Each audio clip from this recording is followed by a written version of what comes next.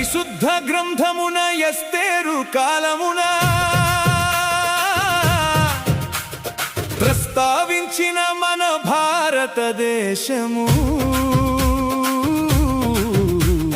కూషు దేశము వరకు వ్యాపించిన పరిపాలనలో దేవుని దృష్టిలో ఉన్న నేల ఇది. స్వతంత్ర పోరాటాన త్యాగధనులిచ్చిన స్వేచ్ఛను స్మరించుచు మన భారతదేశాన్ని దేవుని హస్తాలకు అప్పగించి స్తుతించుదా.